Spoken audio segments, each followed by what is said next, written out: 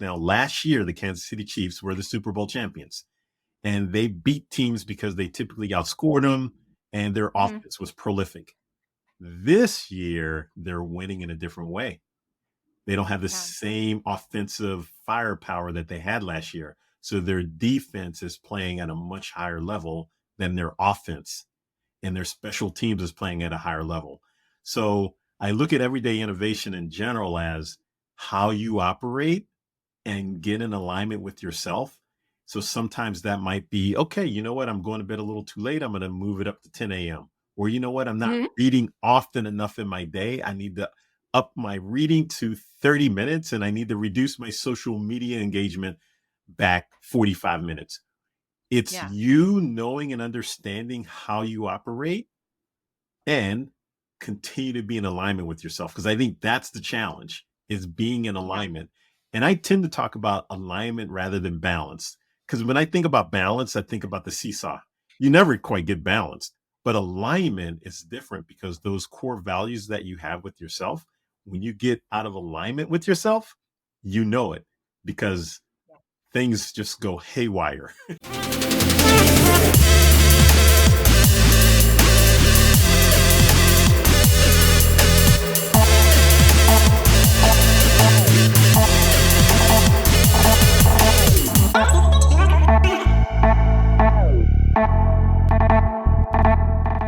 Welcome back to Everyday Innovation. Today, I'm excited to be joined by former college and pro football player, coach, mentor, leadership facilitator, consultant, author, and now content creator with his own podcast, masterfully using mindset as strategy to win the game of life.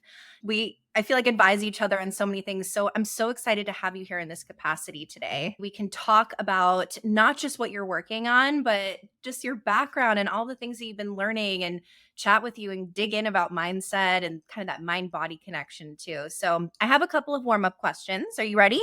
I am.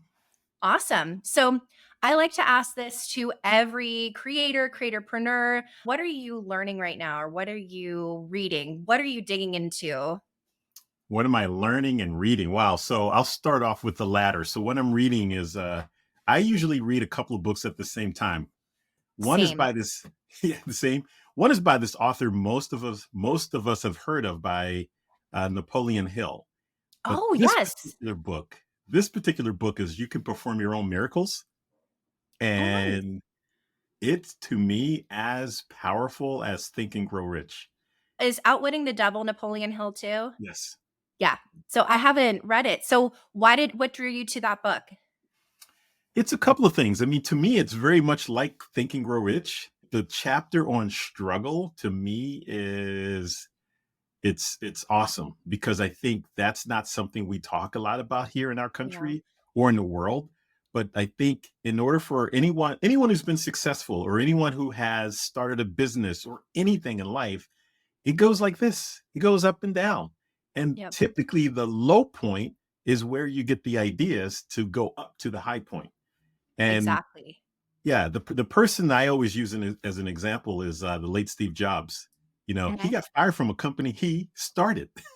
And because he got fired and went to Pixar, he learned some technology and he learned about a few things. So when he came back to Apple, he was able to relaunch Apple into what it is now. So that is it's so poignant. And I think a lot of people like to talk about inherently a challenge and a difficult thing, but we do learn a lot from it, or especially like in these times right now where there's maybe uncertainty economically, politically, any of that, right? It doesn't seem like it's a good time to innovate or to create, but it's actually one of the best times because you're learning a lot, you're sharpening, certain skills, you're seeing more raw, vulnerable human emotion. It's a time where if you're able to kind of ride the highs and celebrate them when you can, but take the lows and use them for, like you said, that inspiration. I mean, you kind of start to find your seasonal way of creating impact in the world. Yeah, absolutely. And you figure out who you are and what your true values are at the core of who you really are. And you also tend to find out like who's in your circle and who will stay in your circle and who will leave your circle and who you will invite to your inner circle. So To me, it's a great opportunity to figure out how to operate on a continual basis. I love that. And what else are you reading or what else are you learning about right now? Cues. It's a book by Vanessa Van Edwards. Talks Oh, about body language and nonverbal communication, which to me wow. is the key to communication in general. I love it. So what's something that you've learned recently, maybe that you didn't before, or anything that you've kind of discovered or rediscovered? Because I studied communication in college, I basically it reaffirmed what I already knew. Nice. However, in the world in which we live now, with social media, there's so much information flying at us Yes. and to us and through us that it's really important to understand sometimes when we receive information or a message, we are interpreting it in the way that we experience it Right. versus the person who sent the message. Hmm. So I think that happens a lot. But I also think body language, when you're not in the presence of someone, sometimes for me, I know I much rather be in person if possible, but I pick up on people's energy. I pick up on people's um, nonverbal communication because to me, the nonverbal affirms what's the verbal is actually saying. That makes so much sense. And it's so true. And I think it's a source of a lot of miscommunication too. And sometimes it is true. Sometimes you just need to get in the room with somebody or at least hold some sort of intimate space with them online, whatever that might be, so they can kind of be in that energy. And I think it's also really why it's so important for your own energy management too, when you're, even if you're posting or you're in a meeting, whatever that might be, to make sure you can self-regulate or whatever you need to do to get into the space that you would like to convey, because that's always tough when your energy is not matching, what your intention is, and then what happens is that can be confusing to somebody else who you're trying to create a relationship with, I'm sure. Right. Yeah, totally. Energy to me, I sometimes I work with young people and I say your energy shows up before you do. Mm. So what you just said basically is check yourself. I mean, this Check is yourself before yeah, you wreck yourself. No, I'm kidding. absolutely, absolutely. And Daniel Goleman talks about this in EQ, emotional intelligence. I mean, understanding how to manage your emotions, how to navigate all those type things. So in the world in which we live now, I think it's paramount because human to human connection is needed more than ever before Yeah. because of what's happening in society right now. Absolutely. And I think I was just talking to somebody last night about this, especially during, the pandemic or any sort of lockdowns. I feel like there was a little bit of a loss in that practice. It is a practice. It's not just something we have to be in commune with other people and practice those social skills, those energetic self-regulation, all of those things. And I think a lot of us got a little bit out of practice. And what happens is it becomes awkward. It's amazing how much that affected our social life beyond just like our health and mental wellness, of course, being inside, but that social wellness was really, really impacted by that. Yeah, so you know what I do? The month of December, I spend a lot of time traveling back and forth to New York, into the city, and then also to Long Island. Mm. So I would do this thing, what I call a social experiment. Oh, I And love social experiments. I fly into the airport. Typically, I was flying into JFK and I was departing out of LaGuardia. Yeah. And something as simple as just walking through the airport and smiling at someone and Mm, seeing if they smile back or if they give you an acknowledgement back. 8 out of 10 times, the person would smile back. yeah. So it just proved to me that it actually is very important. It's Yeah. super important that we continue to pay attention to our energy and how we interact with others. I feel like a lot of people don't feel like they have that kind of an impact, and they really do. Like just a few kind words seriously can change the trajectory of someone's day if they're going to go after a business venture. I mean, there have been times where I really doubted myself, and having somebody just say, "You know what? That sounds amazing," or "You've got this," or you know what I mean? Like that sounds like a great fit. You know what I mean?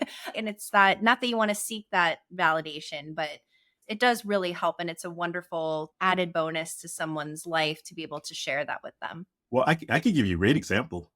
We're in January. Yeah. The big game just happened with Michigan and Washington, but then Yeah. NFL playoff games are happening. And last night, the Kansas City Chiefs playing in frigid cold weather. I think it was the Uh-huh. fourth coldest game of all time Yep. against the Miami Dolphins. Are you guys Woo! more? Yeah.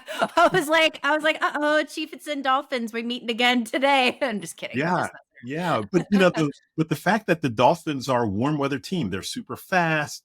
They have a lot of speed in all of their throughout their team, and yet last night Yeah. they just never could really get it going. And I think the weather had an impact. I mean, the weather had Yeah. an impact on both teams, but Yes. after the game, a couple of the players were like, we just went out with the right attitude. And Yeah. these were the Chiefs players. And they said, we were going to put forth our best effort. And the weather Yeah. was the weather. We can't control the weather. So it's just go out and play in the weather. Yeah. No, that totally makes that totally, totally makes sense, and it really is about that mindset.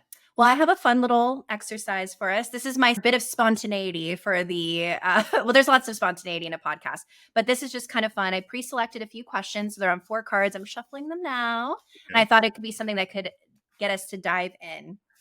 Okay, this is a good one, because I actually see you, doing lots of things on social media that might answer this. But what practices help keep you grounded? Yoga, exercise, communicating with people. I actually love engaging with people. So for me, the movement piece, whether it's yoga or whether it's exercise, is a big part of that. Prayer, that's a big part Mhm. of what it is that I do. So to me, prayer is, it's about having that direct communication with your Lord. Yeah, And to me, there's an aspect to it that's almost a meditative state it because you is. really focus. Yeah. So it's like mind, body, social, spiritual. Absolutely. Yeah, Mind, I body, love that. soul. Mind, body, soul. Mind, You know, body, soul. yeah. Is there anything that you're focused on? Because I see like you're doing different challenges in yoga or mobility, or I think I've seen even push-ups too. What are like your favorite things that you're focusing on in this moment? Push-ups for me. You don't need to go to a gym. You can do push-ups anywhere. Yeah. And it's a representation of some people it's really difficult for, and some people it's easy for. Hmm. Depending on the quantity, you can make it more challenging for someone who's really good at push-ups. So I Yeah. look at push-ups as a great way to develop consistency and to do one thing that might be hard throughout your day. So I'm in a practice of doing typically I do 100 a day. That's what I typically do. If I miss one Awesome. day, I might double up and do 200. So that's just how I roll, but it's all about movement and teaching my body that I'm in control of what's going on. So if I'm sore or tired or whatever, that doesn't matter. It's Yeah. about getting it done because that's the focus and that's the discipline and that's the commitment. And you're building that trust with yourself, and you develop such an amazing sense of confidence when you have that you're not breaking those promises to yourself, and like you said, you have that control over something very, very positive in your life that is helping you shape your development. And like you said, it's a test of strength at some point. So especially if you have, I feel like we have these hard days that we go through, like you said, the ups and downs, right? So if you have that moment where you can practice being strong for a moment, whether it's that, or I know a lot of people do like the cold plunges, or they do something in their to create a little bit of healthy resistance, healthy stress. Yeah, I mean, that's why I think working out, doing some sort of a movement where you get to push yourself a little bit and build some strength is so important for confidence. Absolutely. Absolutely. And typically when I was traveling back and forth in New York, that's when I would do the cold shower. So I'd wake up early in the morning, do my workout, do my cold shower, and then do the workshop. So that was my routine. And typically I was eating like once, maybe twice a day. And that was Okay, it. so you were doing a little bit of fasting along with that as well. Yeah, it's built in for me. It's just Yeah. my typical built in as to how I operate. Yeah. And to me, if you think about the wintertime, we just had a big snowfall, a big, dense, heavy snow. Yeah. I was like yesterday, I was like, wow, I don't think I ate yesterday. So I literally did not eat. And it wasn't intentional. It was unintentional, but I tend Yeah. to eat intuitively. I eat when I'm hungry and Yeah. wasn't hungry. I feel like you also have developed such an amazing mind body connection. I feel like that started probably very early for you. If you all don't already know, um, this person right here was a fantastic college and pro football player. So point being is you kind of like got that drilled in early, this kind of idea of my like I just am always so fascinated about this like mind body connection and learning this like strategic frameworks already at that age, right? Like you're learning that in football. And I want to talk to you about that because I was like, I feel like that lays such a beautiful foundation for the way that you coach and mentor other people. So tell me a little bit about like what drew you into football and like how did that kind of start to lay the foundation for a lot of what you do now? So here's what I would say. I would say I was a terrific college football player. My pro career was short-lived, primarily because of an injury. So It just happens. yeah, right. That happens. Yeah. That's a It part happens. of the game. But it Yeah. taught me a lot. It taught me a lot. It taught me how to deal with struggle because I actually ruptured my Achilles tendon while Oh, in college. I've heard that that's one of the worst injuries of the football game. I don't know if that's like true, but anytime I hear about an Achilles, that's a really rough run to recover from. Well, in my particular case and the time frame that it happened, it was a long time ago, so we didn't have the technology that we have now. So I was in a Mm, cast pretty much 4 or 5 months. I mean, it happened in September. I really didn't start running again until April, which is mm, a long time. So lots of things happened over that period of time where I had to relearn how to run, I had to build strength back up, I had to build balance back up, all those type things, and as well as my confidence. So I went through, I wouldn't say the mental part was really, really hard, but it was. But what made it easier was having your teammates and having other people around you. So that's to me one of the biggest things I learned from that. The lesson that I learned is when you're on crutches and you're in a dining hall, how do you get your tray to the table? I mean, something as yeah. simple as that. That means you need help. Here's Yeah. this guy who's never had an injury before, who's physically capable, needing help from others. So Yeah. it taught me how to ask for help, which sometimes is really difficult for me, For at I this think for point. anyone, but I could imagine, especially like if you're a football player at an amazing school and you're on top of the world and something happens and then but that's such a testament to how important like community is and building those relationships and the importance of the team and like why you're there in the first place and how you play together. You can take that into any situation and the health of that team, the health of your community. I mean, it's amazing to have that. A lot of people don't have that safety of feeling like they can lean on other people, and that's, creates this hyper independence that can be very lonely. I mean, you learn. It's all about understanding your role, your Mhm. responsibility. And if you think about a football team, we have a coach. We have a Right, head coach, and then there's several individual coaches, and then there's a right. strength coach. And if you want to be really good, you have to be coachable. Learning Yes, how to be yes. coachable is a skill. There are a lot of people who aren't coachable. They don't Yeah. listen. They don't pay attention. But going back to your original question, though, so me playing in the neighborhood is really what led me to playing football. I wasn't very good at football when I played in like fifth grade. I was horrible. As a matter of fact, I remember the story when there was a game. I actually didn't get into the game. So nobody was looking at me, and I looked around. I put my hands in the dirt and I rubbed it all over my pants because my uniform was white as could be. Oh, so you're like, "Look, I wanna look like I'm in this game, whether I'm in this game or not, I'm in this game." Even if it's just I'm visualizing you know, my role and I'm here and I got my knees dirty just like everybody else. I love Right. that. Right. Yeah, so I played a lot in the neighborhood. I played with other people. I played a lot of basketball. So basketball for me was probably the sport that I loved the most. I was better at football. But I was a really good athlete, and Yeah. I would call myself like affectionately, I'd probably call myself like a nerdy athlete who was just really good at the physical component of those types of things I mean, God blessed me with some natural ability. Yeah. As far as the studying piece, it started to come later on, like when Mm, you move up to the next level. So going to yeah. college, I was a quarterback in high school. So going up to the level of playing in college and switching positions to a receiver, Yeah. that required a lot of study. Not that I didn't study in high school, but it was just different. Because I feel like college football and like pro football are very different in the way that they, I mean, I'm not saying super different, but they are different in They're the way they different. operate. What was kind of your This take on that? Like just like your role when you were in.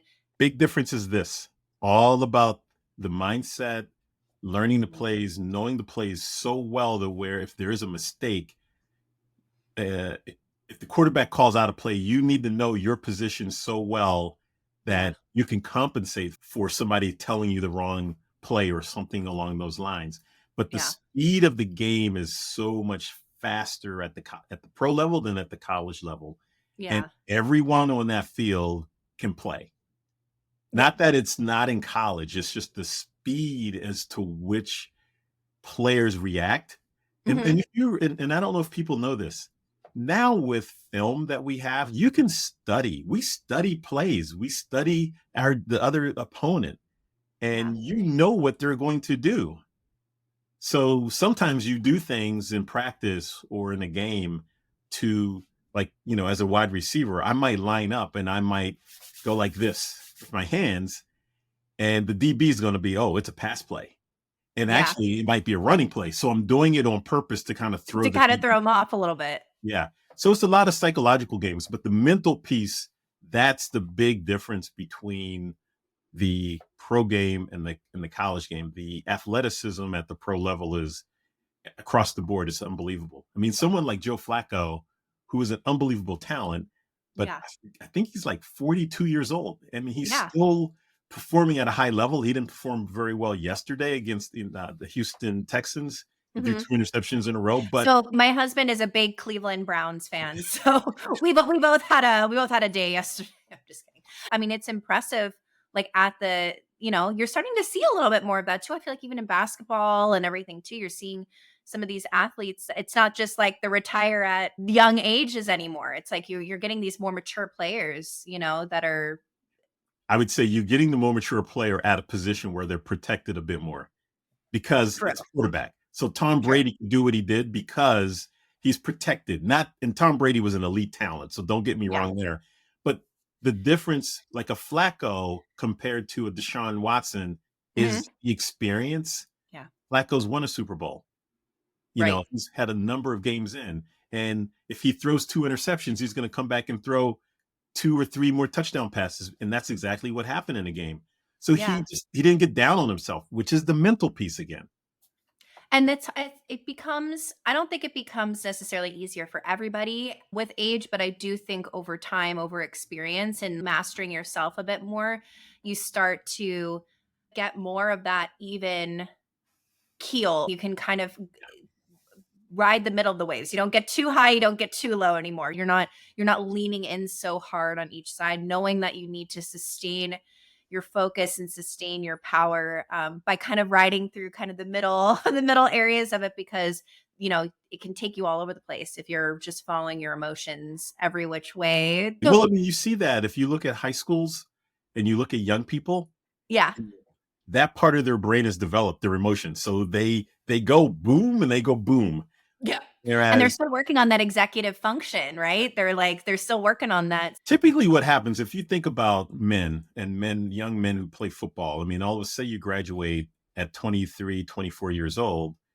I mean, there's a difference in your body at 27 years old, just the Mhm. physical strength that a man will have compared to a 22-year-old, especially with football. Yeah. Basketball, a little differently. And that's why, some people like a Kobe Bryant and a Kevin Garnett went from high school to the pros. I Right. don't know if you're going to ever see that at the professional football level, because it's just a huge difference.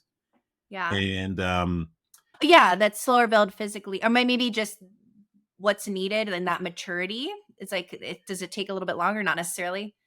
I think it varies on each individual, Yeah. so I think it varies, and I think, it's that's what makes it so difficult. Like, when you think about the NFL, it's Mhm. difficult to see if that person who you're about to draft, if that person is gonna pan out and do well, because Mm.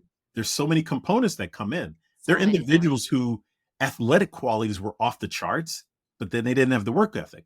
Johnny Manziel. I so Johnny Yep, Manziel I in know of that. college, I don't know if you watched the special, but we learned about a couple of things with that young man in college Yeah. that had a phenomenal college career, but then he didn't have the work ethic when he got to the Cleveland Browns. He never Yeah. studied the playbook. He didn't do the things that's necessary at that level.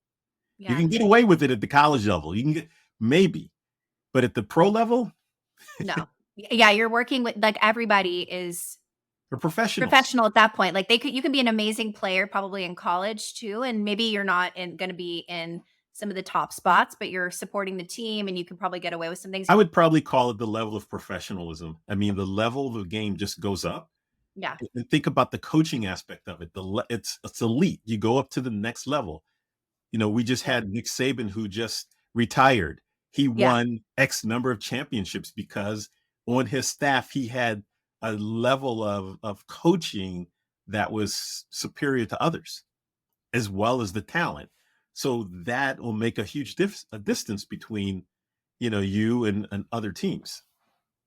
Well, and speaking of actually like the coaching aspect, like I'm sure that you learned a lot when you were in both of these spaces, and then you ended up going back, correct, go to a University of Maryland, and then you are doing a lot in the mentoring and coaching space in different aspects. How did that kind of like, what did you learn maybe from some of your coaches that you kind of took into that next level? And now that you were working with young people when you had been in their kind of spot before in college, right? Big thing to me, and I think this is something that's missing in our world, is just listening. So we got two ears Mhm. for a reason. Listen more, talk less, and people will tell you what's happening with them. So in the position that I had, I called it like, I affectionately called it life after sports. But essentially, my role was to help the students transition from that college to graduation and matriculating from that college onto their professional life. So I did a lot Yeah. of career fairs and things of that nature, and I really loved that part of my job because my own college experience was filled with that as well. I Yeah. wasn't I wasn't the guy that hung out with other football players. I was doing other things across campus. I was involved in other aspects of campus because to me, the commonality between a job, trying to get a job or anything like that is the people. So if you Yeah. network with other people, you can figure out you can get mentored by someone, which is really important. And then Yeah. you can also learn like what a job entails. So networking, Mhm. communicating all comes from other people. So Right. that's something that I tried to impart to the other students when I was in that position. I remember even because I went to University of Miami, they did a really great job of making sure that everyone was going through all their classes and were actually very, very involved in what they were doing. They had amazing tutors. They had people in the classes to make sure that they could manage their schedules and make sure that they were involved in other activities on campus because they're like, no, you are not just doing football, you're doing something else as well.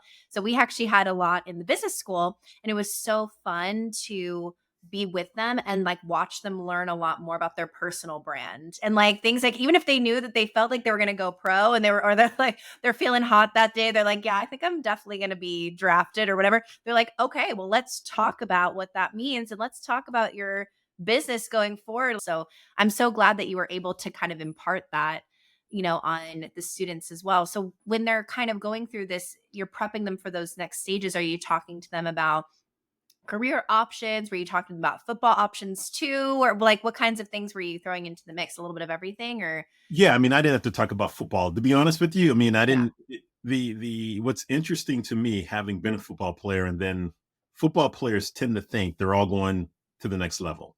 And I don't know Right. if people understand the statistics. I mean, typically only 1% make it Right. or go to the Right. next level. So it's a really, really small number.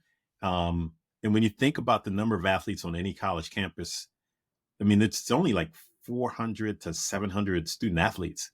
And if Mhm. you're at a school like, let's say Miami, you're at 10 to 20,000 undergraduate students. I mean, Mhm. that's a athletes a really, really small percentage. Yeah. So um, I would talk to them about the transitional phases of things Yeah. and the next step of things. And some listened and some didn't. And some to me, one of the biggest this to me, one of the biggest challenges for athletes is always having a coach telling you what to do. I think Oh, yeah. the autonomy so that they Yes. can own their own choices Decisions. and Yeah, yeah, their own decision, their own choices. So because I it's kind of easy looked at it as to yeah, I was just going to say I just looked at it as I'm not going to tell you what to do. You need to choose what you're doing because you're not. right. I don't want you to come back to me and say, "Hey, Ziz, you told me to do da da da da da," and I'm like, "Nope, I didn't tell you to do that. I told you to deliberate and think about this, this, and that, and then you make the choice." It's no different than a parent telling their child to go to this particular college, and that child goes to that college and things don't work out. Then that child is mad at their parent. Autonomy is really important, and I think that because it builds confidence when you make a choice.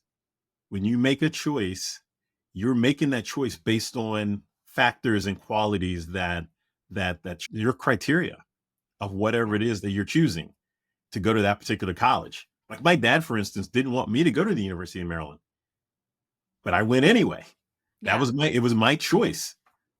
So I think it's important for young people to learn, learn how to make decisions for themselves. That's a really important skill as they're, like you said, going through a transition because sometimes it's not easy to make a decision. Decision making is hard at any level. It's hard to commit and close off other paths and to also own it, to be accountable for that. And then also be open to if you made the wrong decision, that depending on what it is, you might be able to rectify it or pivot or do whatever you need to do. And that can be scary for people as well to say, oh my gosh, I could make the wrong decision and then have to switch to something else. But that's life. We all make decisions. Even if it sounds like the best decision in the world, things happen. And it's like, you know what? Maybe I need to rethink something I closed off before, but you have to make that decision at some point, right? Yeah. When you were in college to becoming a mentor, what was that transition like for you, and what do you really enjoy, like, mentoring and working on with people? Like, where do you feel called to do that? So I think because of my experience, I have a pretty wide range, and I'm also a parent. So I'm a parent of three, Yeah. and what I've learned as being a parent, or whether or not I was mentoring, is like you have to take yourself out of the equation and make sure Mm, you're listening to what's being said by the yes. student in front of you, or your child in front of you, or whomever you're mentoring, because that's what's really important. It's not about me. Like there are students that I've mentored that they've had no idea I even played sports Yeah. because that's not what's important. What's important is me making that connection, having that engagement and listening. And then what I love is just supporting them and cheering for them and saying to them, like, yeah, it's possible. Here's something to think about. Yeah. Here's something you're really good at, but do you need this skill as well? So I ask thought-provoking questions to get them to think about what is it that is needed. So that way they own the decision when they make it. But then Yeah, I and also have sometimes practice with that being a parent as well. So when you do it at the parent level, because yeah. I have three children. So it's you don't necessarily the only decision I probably said for my boys, because I have two boys and a girl, is I didn't really want them to play football. And I kind of discouraged them. But if they really wanted to play, I would have clearly let them play. You of course want the parent that will listen, that will problem solve with you, not the one that's just going to be authoritative and like making all the decisions for you. Because the point is, if you can make those decisions earlier, then you're going to be much more self-sufficient when you don't have your parents around all the time, right? Going to college, even just going to high school, making those few little decisions during your day, practicing all of that. And that's the best education you can really give kids like that. But that's amazing. And I think you touched on something so important, which is learning how to ask quality questions is so important. I think that's a skill as a mentor that's so important, or as a coach, anything where you are developing people and you're letting people come to their own conclusions, asking the right questions is so important, and it teaches the person to ask themselves better questions. I know for me, whenever I solve a problem, I just have to ask myself lots of good questions. Right. Exactly. So I look at social media as a great opportunity to do that. Mm, And this thing called AI, this artificial intelligence thing, yes. to me, if you really think about it, the better the prompt, the better the response. Yep. So I look at it as when it first came out over a year ago, to the general public, people like in education was like, oh my God, it's going to disrupt this and disrupt that. And I'm like, yeah, but it's also going to encourage students or anyone who's using it to ask better questions. Hmm. The better question you ask, the better the response. So to me, it's all about thinking. So Yes. that's what I love about sports because it's fluid, it's dynamic. And it had to be pretty quick. So you couldn't, if I dropped the pass, I'm like, oh my God, I can't believe I dropped the pass. Yeah. You had the next play. You couldn't wallow because Yeah. if you stayed in that emotion, if you stayed in that You're energy going to keep state, dropping the next exactly, piece. And exactly, that's such a good life lesson too, because how many decisions have we made that we wallow over, or especially the things that happen to us that we have no control over? And like, why am I wallowing over it? I just missed out on three new opportunities in the last day because I sat. And yes, we need to process our emotions, things like that. But I mean, there are certain times where I think we just over ruminate and overthink things. And that's also been something really cool about AI too, or social media, is sometimes, it gets us out of our head. We can start to ask a question elsewhere, or let's draft this out instead of me overthinking it for 6 days. Let me just see if I just collaborate with somebody else. Let's get on a call, or let me, send, give this prompt to the AI, and let's just see what comes back. And guess what? Even if you need to do still 50% of the work, 20%, whatever that is, you're still a couple steps ahead, and you haven't sat there and overthought or overwrought something. And I love that analogy for sports, because it's like you can't afford to sit there and overthink. And I think it's true in life too. It's really not worth it. You're not going to be 80 and wish that you had thought about something more. Well, the beauty, here's the beauty of a team sport. So the difference between a tennis player or a golfer Mhm. Yeah. is on your team, you got someone else that might come over and says, hey, that's okay. You got the next one. Yeah. So you have that opportunity. Whereas in golf, it's just you and the hitting the ball or a tennis. I used to be on the golf team, and yeah, there was a little bit of support, but I mean, that is just, it's purely mental, and it's very hard individually, because it is just so down to, like, you could just feel a little, someone could say something to you that was a little off, and they would mess with you, right? Of course, they want to mess with you, the other team. I mean, never anything really malicious, but just a little like, "Are you sure you counted that right?" And I wish I'd played more team sports, because it is so important to have that, because you have that empathy for one another, Right. because you'll all drop the ball at some point. It happens. And to Exactly. have somebody, I mean, that's amazing that somebody would come over and just be like, "It's all right. Next one. Whatever. No big deal." Right. That's the beauty of it. And that's one of the main differences between like a team sport and and an individual sport. So and your coach is nearby. So I mean, that's Yeah. to me, sports teaches so many life lessons. And Mhm. there are lots of players who go on and take those lessons to the next level when they transition. I do think sometimes players have a difficult time transitioning from the NFL life to the next phase of their Mhm. life because they're Yeah. so immersed in their sport. It's like working in a very specialized job too. If you were very niche, and you were operating at like a level of excellence that requires that sort of specialization, and you're specialized in your position, you're essentially an expert. So it's like taking an expert and plucking them out of their expert job, and they're like, let's learn something new. And you want to pull the threads of all of the more meta lessons that you've learned, but sometimes that can be really that can be really difficult, especially if you have felt that maybe you have a certain level of autonomy in your space, right? But then with other things, big decisions and more what we call like more general decisions, that was up to your coach. That was up to like the whole team, you know.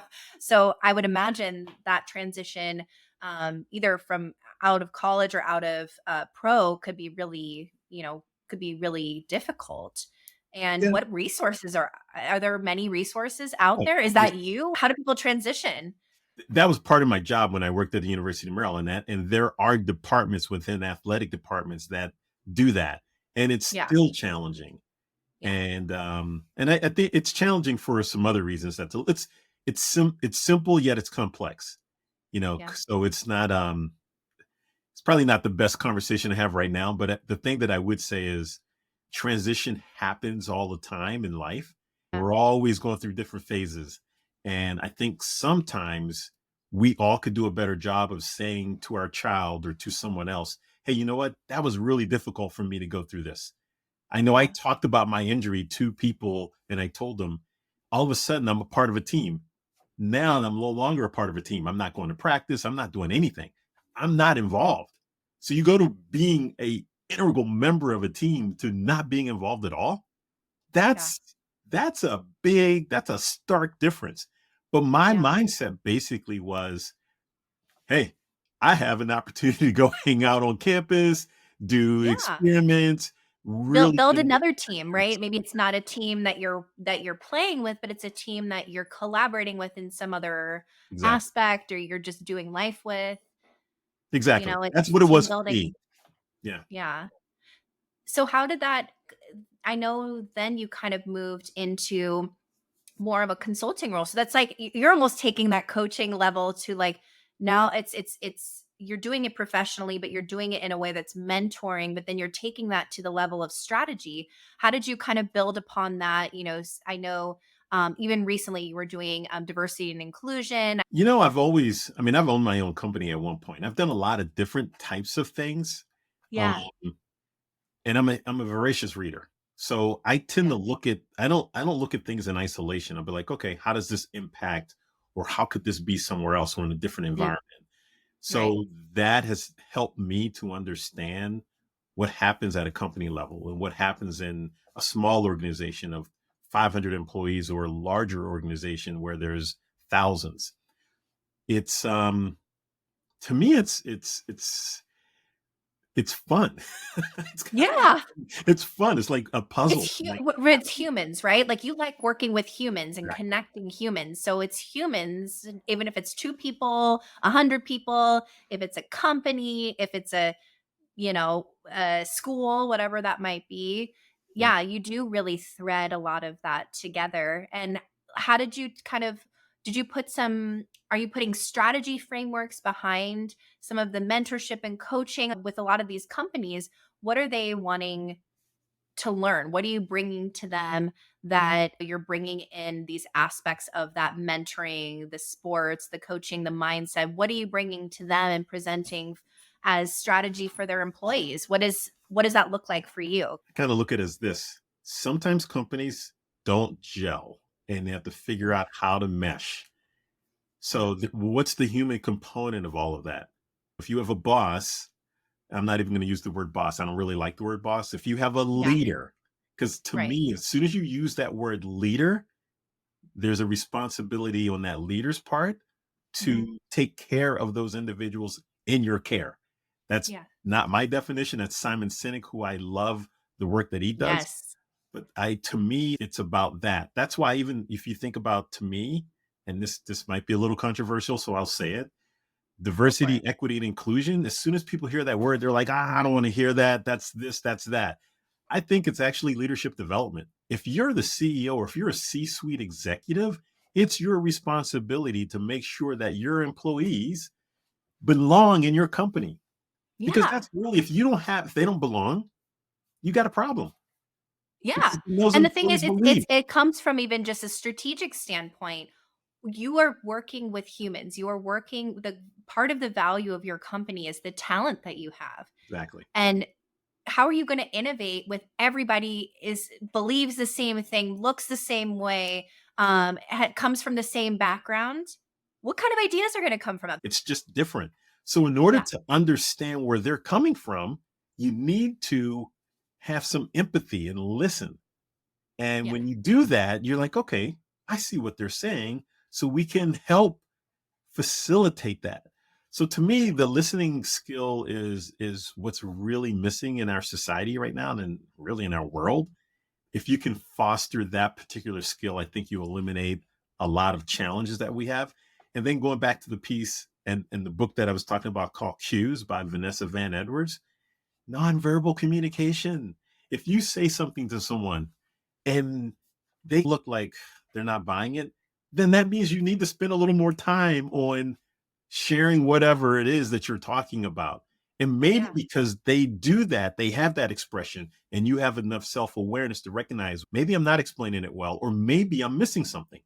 And because you yeah, notice that, they're able to share with you, hey, here's a better way of doing XYZ. So yeah. many different things can happen, but it goes back to communication, nonverbal communication, listening, and leadership. So I wouldn't call diversity, equity, and inclusion what it's called. I would call it Yeah, leadership development because I think, especially now in the direction yeah. we're headed, I mean, we need to call it something else because people don't think it's necessary, but it's clearly still necessary.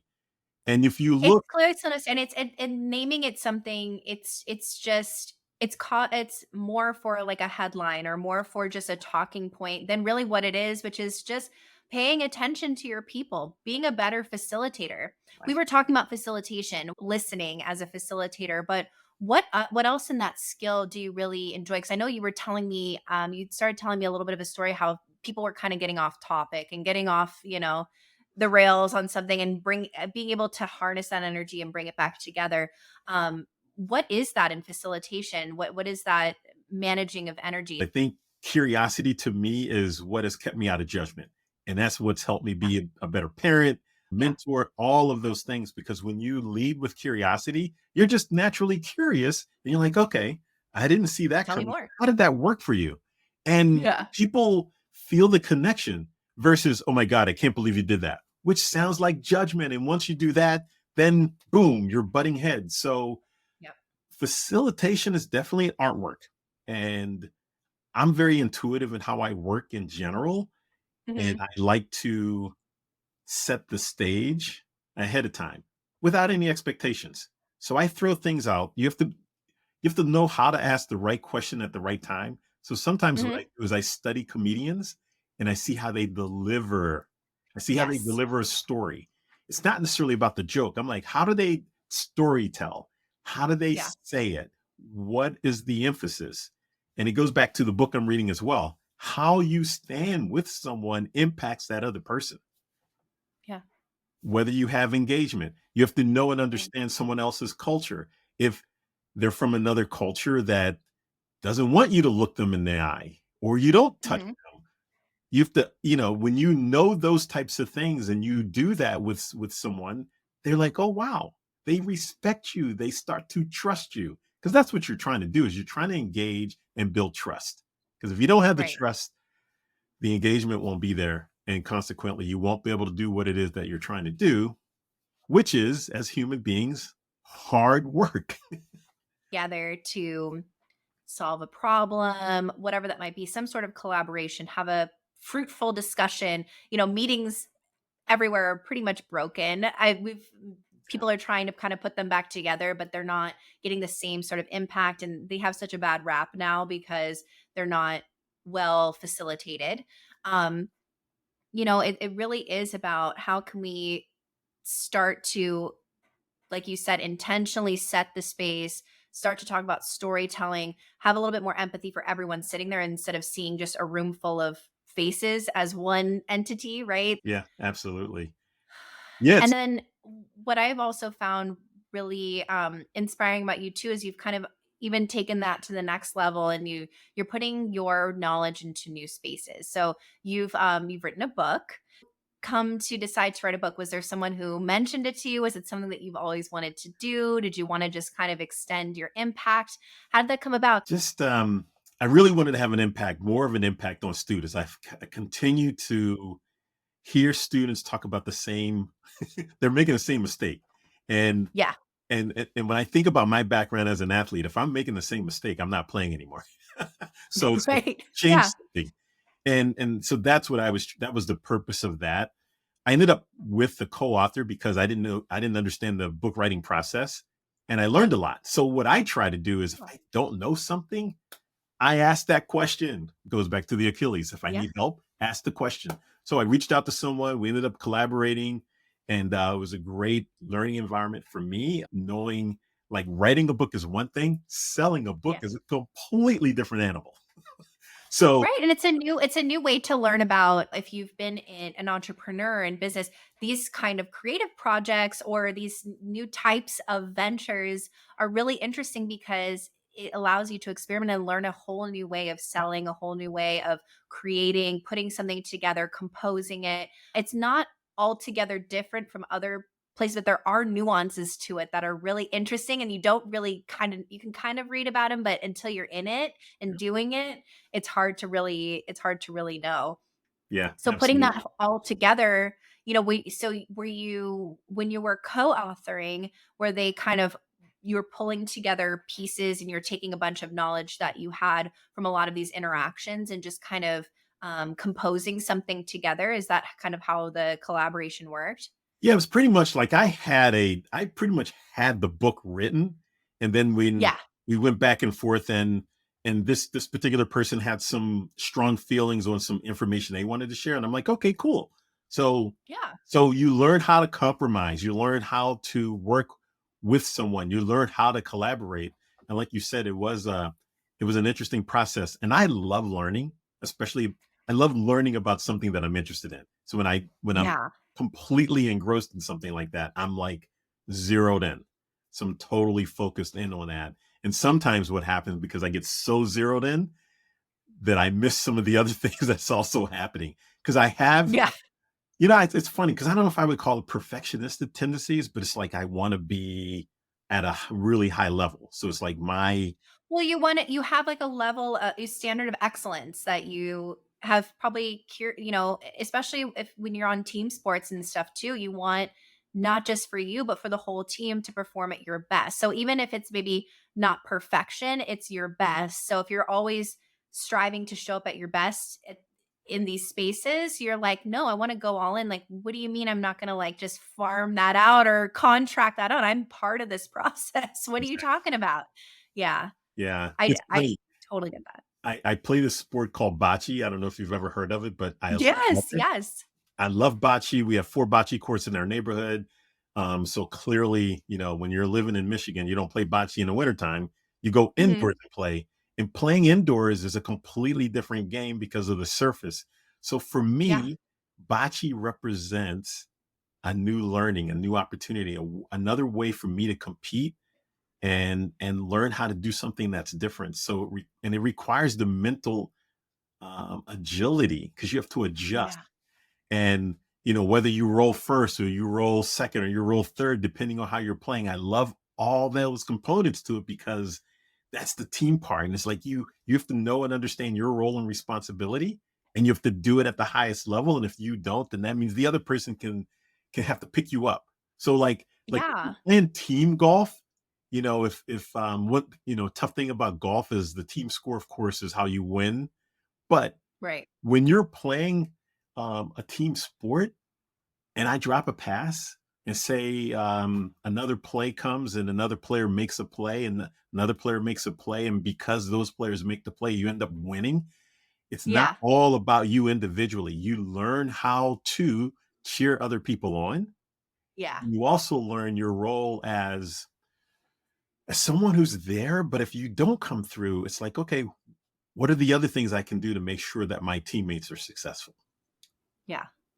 So I think And there's how can I support them during this hard time or where they're having a bit of imposter syndrome? They make that winning play.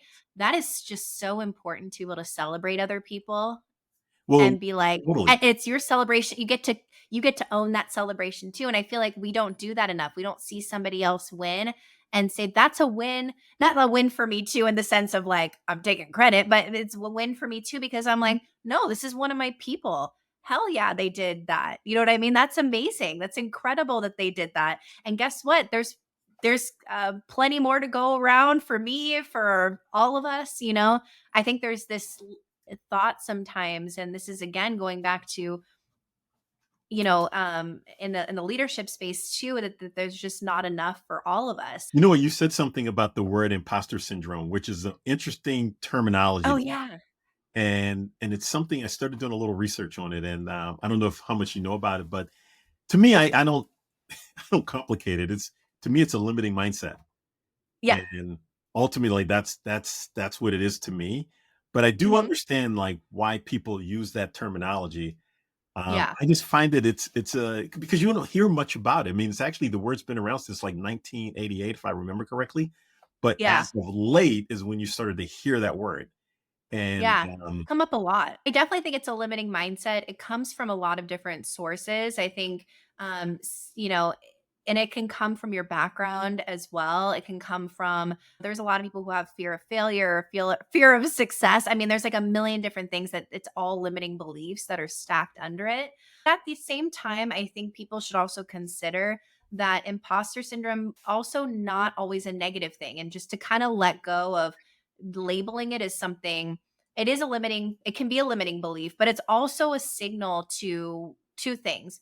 One, that you're not an imposter, because imposters don't get imposter syndrome. If you're an imposter, you're just scamming the world, right? You're just scamming. You're scamming, you're doing your thing. They're not worried if you're an imposter, because hell yeah, I'm not who I say I am. I'm just doing my thing. So, the fact that you have it means that you're not an imposter. So, congratulations first on that. And then, second of all, imposter syndrome tends to happen when you're out of your comfort zone. So, if you're out of your comfort zone, also congratulations, you're pushing yourself past something that maybe you're not used to doing, you're not super comfortable doing. That means you're growing, and that's okay. So to feel a little bit like that, I think is okay. I wouldn't sit in it, like you said, it's a limiting belief that you have this there, but the biggest people in the world get imposter syndrome. I just saw one of the biggest fund managers say that he still gets imposter syndrome, but again, it's because they're trying to get into new territories or things that maybe they don't know 100%, or they're not 1,000% sure it's going to work out. But if it does, that could be amazing. totally. I mean, it's. I'll use a sports example, and it's your alma mater against my alma mater. So back in 1984, we play Miami at Miami. Miami's team is better than us across the board. If you look at the team and you're like, okay, they physically have a better team than us. Now, at halftime, the score was 31 nothing Miami. Yeah. Yeah. And the Miami team, let's just say they definitely had a lot of characters on our team. This gentleman by the name of Michael Always. Irvin, he was a true freshman and he wasn't even playing in that game. But Yeah. they had a lot of other characters on that team. So it's 31 nothing at halftime. So this is to me, this is the beauty of team sports, and this is the beauty of football. So halftime is a time when you can make adjustments. You make Right. some changes. You alter your game plan because the first half didn't work the way you wanted it to. So we come back Right. out in the second half, score a touchdown, score a touchdown, score a touchdown. Next thing you know, it's 31-21. And it's like, Yeah. whoa, hold on, what's going on? And they score, we end up winning 42-40. Now, we Wow. could have scored another touchdown. We were on the 2-yard line, and our coach, Bobby Ross, he took a knee because that's the value of what he stood for is like you don't rub it in anyone's face. You do that. Yeah. And for us, it wasn't about they were better than us. It was we Yeah. didn't play up to our capability. Mm. And so we Yeah. went back in, and that was the conversation at halftime. It wasn't a whole lot of talking. It was a Yeah. lot of reflecting, but that was what it was really all about. And we were a pretty close in the team, and we just didn't play to our best. And we knew we could do better. So it was just like go out, play, have fun, and let it ride. Right. And consequently, we end up winning. So when I think about mindset and limiting mindset or imposter syndrome, that's how I think. So I don't think Yeah. I think about mastery to me, and this is why I like thinking about, I don't think about grades. Like there could be a student in math, completely different subject. This could be a student in math who gets Mhm. A's all the time. And we're like, oh, that student's brilliant. Well, maybe, maybe not. Maybe the C student who's not very good at math, who's working a lot harder at math to get a C than that A student. Mhm. So I think sometimes what happens with grades is we don't see what actually is happening. So when you talk about Yeah. mastery and you talk about working toward mastery, I think that puts us in a different level of conversation, so to speak, and dialogue. Yeah. That's why I think, again, I think we're on the same page with imposter syndrome. It is a limiting belief. It's almost like you wish, it's not that you don't want people to not talk about it anymore. It's kind of like addressing it in the room and just say, hey, it's a common feeling, just like being sad is a common feeling, and just like being angry that something didn't go your way is a common feeling. It doesn't have to be this a new challenge to overcome, 'cause I don't think you need to overcome it. I honestly think it's just a thing that comes up and you just have to kind of manage it like you would any other emotion and just say, "Hey, I don't feel incredibly confident in this right now." Do you know how many people don't know what they're doing at any given moment? Most people, and that's okay. Because how are you supposed to know exactly what's gonna happen? Otherwise, we'd all be billionaires and, like, you know what I You know mean? how you're supposed to know? There's no fun. You know how you're supposed to know since you asked that question? And How? and you think about it, like you have your Yeah, podcast up and running, and I'm trying to start one and launch one. And the date that I put out there was June. I don't know, June 15th. That was the date that I said I was going to do it, and blah, blah, blah. And I'd never yeah, done it. So why did I talk to you? Because you've already been doing it. And that's how you get to where you're trying to go is you that's true. look at people above you and you leverage. That's how I look at it, is you're leveraging their experiences, their Yeah. knowledge, their systems to get to where you want to go. Yeah, and then of course and then you innovate in your own way because the thing is I know a lot of people go out there and you know what I'm talking about. It's the people who become gurus, right? And it's amazing to learn from a lot of them, but it is also their own experience too. So having somebody one that can mentor you in a way and but also see your unique nuances of your creation and your systems and the way that you want to move forward, that makes a great advisor. And then also having that confidence, like you said, that same autonomy in yourself. You can be coached, but you also are like, okay, well, I have some options here. I think I'm going to go with this because this feels more correct for me. And only I can make that decision. Someone can maybe guide me and show me a couple of options here that I can choose from. But really, ultimately, it's my decision. But that's such a great point. Having mentorship and being a mentor, I was actually just talking to my husband about this, just how he's seeking, you know, some mentors in a new space that he's working in, but then he's also been trying to actively see people who are newer to like recruiting, to mentor them a little bit. See, and then having some peers as well that you're building alongside, you have that kind of people that you're utilizing to learn from in specific ways or in many ways, whatever that might be, then you have your peers that you're just building alongside, you're cheering each other on. You're someone might say, "Hey, I just found this cool new tool. Show me that." We do this a lot with each other. We like you'll Exactly. send me an article and I'll be like, "Oh my god, look at this thing." You know, we get to share what we're learning with one another and then you know, we both have our own people that we advise and we mentor in our own ways and you know it's really incredible to be able to do that and have that relationship Right. with people. Literally, what, 3 weeks ago, I'm getting off a plane from Edinburgh back to JFK, and a gentleman, I just walking beside him. He's got shorts on, short sleeve shirt, and and it was just funny how we ended up in this conversation about to go to customs. It was just a long walk. And he said to Yeah. me, so he was retired. Hmm. He had been retired probably like 6 or 7 years already. Family owned business, didn't know exactly what industry, but what he said to me was it was really important to take the time to really interact with people and listen because you never know who you're talking to. But if you take the time to interact with them, down the road, that person could become of value to you, or you might be able to pass on something of value to that person in the moment. And that to me was a really important point. And that was from a business standpoint. He said that's why he was so successful in his business. Wow, I love that. And the thing is, you know what, talking to people is such an underrated like, I just learned so much. So we're talking right now on a podcast, and I feel like that's what you're going into next. That's what you're working on. That's your next move, right? And you're learning so much about it. But like in the end, we're just having these awesome conversations, and you get to do that. You get to curate that space. What are you so excited about in this next like journey of yours for, podcasting or bringing people together, bringing, different voices? What are you excited about in this space? Or is it part of the process, the creation process? Combination, part of the creative process, but the other part is if that information, if someone says something that can help someone else, I'm like, yay. So to me, Yeah.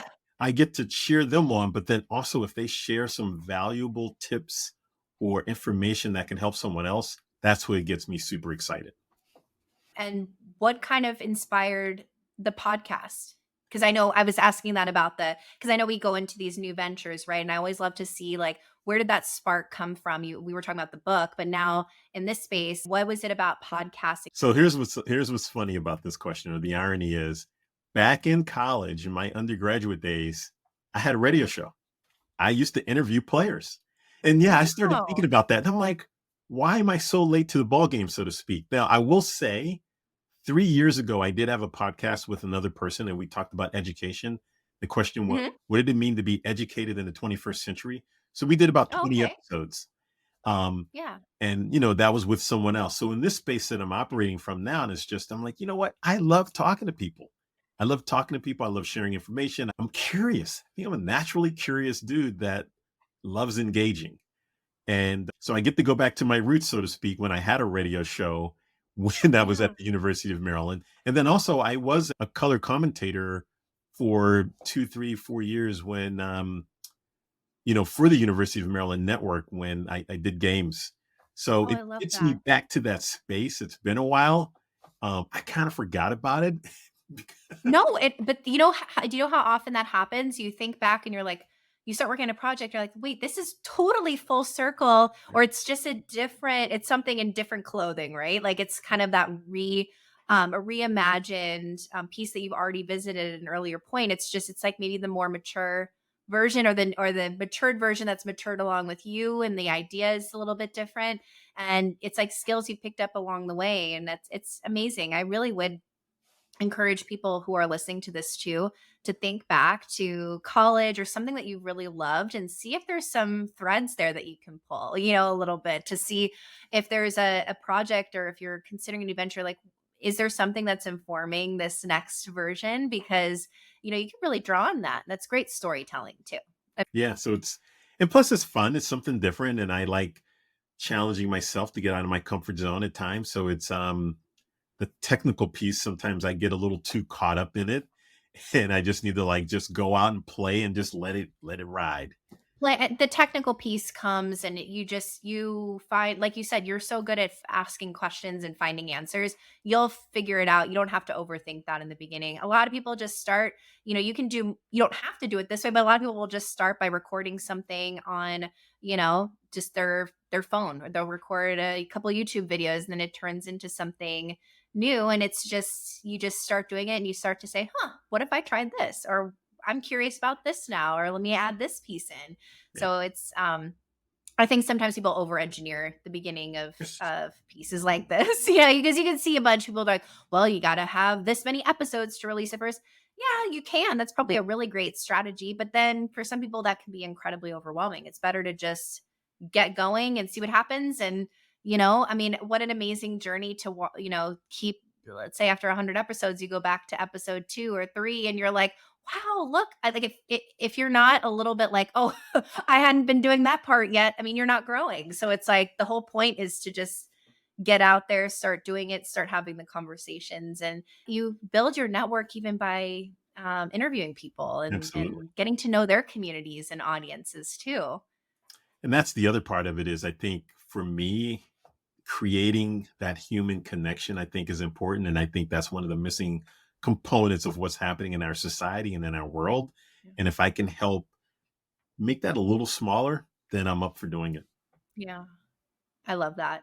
I have a couple closing questions because I want to respect your time. And I mean, this has been such a wonderful conversation. But this podcast is called Everyday Innovation. So there's no set definition for it. It's really kind of up to us as humans to define it for ourselves. But I'm curious, in your own way, how would you describe everyday innovation? How does it show up for you? So sometimes I think in sports. So I'm going to give two different examples. I'm going to go back Okay. to the Kansas City Chiefs playing the Miami Dolphins. Now, last year, the Kansas City Chiefs were the Super Bowl champions, and they beat teams because they typically outscored them and their Hmm. offense was prolific. This year, they're winning in a different way. They don't have the Yeah. same offensive firepower that they had last year. So their defense is playing at a much higher level than their offense, and their special teams is playing at a higher level. So I look at everyday innovation in general as how you operate and get in alignment with yourself. So sometimes that might be, okay, you know what? I'm going to bed a little too late. I'm going to move it up to 10 a.m. Or you know what? I'm not Hmm. reading often enough in my day. I need to up my reading to 30 minutes, and I need to reduce my social media engagement back 45 minutes. It's Yeah. you knowing and understanding how you operate and continue to be in alignment with yourself, because I think that's the challenge, is being in Yeah. alignment. And I tend to talk about alignment rather than balance, because when I think about balance, I think about the seesaw. You never quite get balanced, but alignment is different, because those core values that you have with yourself, when you get out of alignment with yourself, you know it, because things just go haywire. So I love the concept of alignment, and I love that you're talking about the personal aspect because again, we're all just a bunch of people working together. The Chiefs are a bunch of people working together, and they have to innovate within their team to see what are all the individuals, what's the talent we have here, what are our strengths, our weaknesses, and you know what? We got the weather going. What can we do? How can we make the best out of this situation? And you know what? We know colder weather. So hopefully we have a little bit better. We can at least mentally handle this a little bit better. And we also are ready to go and do our thing, you know? But yeah, when you say you're ready to go to do your thing, that to me is attitude. That's Yeah. that's the attitude, having the attitude to go out and put the work in to do what it is that you say you want to do. And so what question would you have or pose to anybody listening right now? What's something that you would want to pose? Because I like to put it in the I know on Spotify you can share it, or I like put the question into the newsletter somewhere else. Because I like to see if anybody responds to the question. So it's a two-way conversation. So the big question that I've been thinking about lately is just, how do we as a society better connect and engage with others despite what might be our differences? Yeah. And then I can make that another part. I could add another part on, because I think what happens is we continue to focus in on like what's different. And sometimes Yeah. we let the differences get in the way of what's alike. That's a really good question. And there's a lot of probably some really good answers to that out there. So if you're listening or watching, please respond. Please put it in the comments because I want to hear that too. Because I feel like honestly, we need that now more than ever. And we need positive solutions. We don't need, negative repercussions for things right now. We need some positive places where we can connect again and see the beauty in one another as opposed to the darkness in one another that often is the same darkness that resides in us too, right? Isn't that what shadow work is all about? A lot Absolutely. of the things we point out are the things that maybe we need to think about for ourselves as well. Right. Because that's why Yeah. you see it. It's because it's in you and you see it Yeah. in the other person. Yeah. Oh, so true. Well, this was incredible, of course, because you're just, full of, wisdom, stories, everything. So I so appreciate you being here. I love learning from you. Where's the best place to connect with you right now? Because I know you've been like threading it up. You're on different social media. Where's a great place to connect with you right now? I have been threading it up. I mean, I've been experimenting on threads and just putting out some things just to experiment. So threads or Instagram, and I'm at ZIZ87 underscore. Um, my Perfect. website's I'll probably have the it all in the same. show notes so that Yeah. everyone can check it out. But just in case you're listening and you just pop on.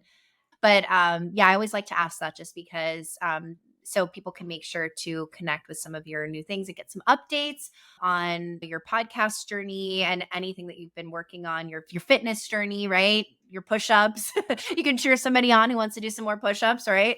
Yeah, absolutely. I think I joined the group and they're doing 24 for 2024. So, 24 is Amazing. relatively simple. I mean, if I'm doing 100, I'm already doing it. So it's easy. There you go. Well, but at least you're keeping, even on your worst day, you probably could do 24, you know? I, I hope so. I hope so, right? It was a pleasure having you here. I look forward to in the future adding your podcast into my show notes and wonderful conversation. Thank you so much, Ziz. Thank you, Jordan. It's a pleasure to be here and have a great rest of your day.